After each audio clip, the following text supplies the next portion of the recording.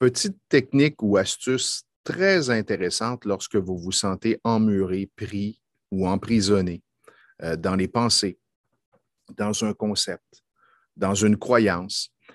Quelqu'un me disait, ah, moi, je suis pas en mesure de bien communiquer mon message. Ça a toujours été comme ça va toujours être comme ça. C'est pour moi une croyance. Mais on avait peu de temps et la personne manifestait peu d'ouverture à travailler avec des techniques très spécifiques de psychotraumatologie pour dégager cette croyance ou l'émotion reliée à la croyance. On avait peu de temps également à notre disposition. Alors, je lui dis, et si ce à quoi tu penses en ce moment, c'était relié au passé?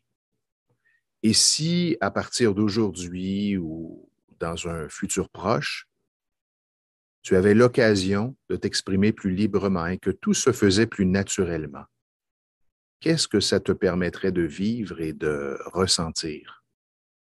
Et instantanément, j'ai vu le changement dans son regard. C'est comme si, dans son cerveau, il ouvrait un chemin qu'il ne savait même pas qui était là. C'est comme si ce chemin était apparu. Et là, je le voyais commencer à penser à ce que ça pourrait lui permettre de réaliser.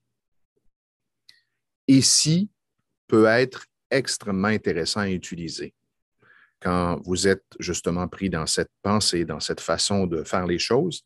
Et si je faisais différemment? Qu'est-ce que ça pourrait donner?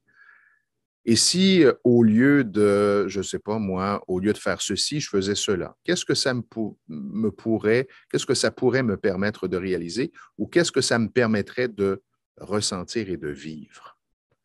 Utilisez cette toute petite technique très, très souvent, à tous les jours, et observez qu'est-ce que ça va changer. Vous allez voir, c'est comme si ça ouvre des portes qui étaient fermées. C'est comme si vous voyez les choses différemment et surtout, peut-être que tranquillement, la prison dans laquelle vous aviez l'impression d'être enfermé, emprisonné, c'est comme si la porte de cette prison commençait à s'ouvrir, vous donnant la possibilité d'aller vers autre chose. Allez expérimenter.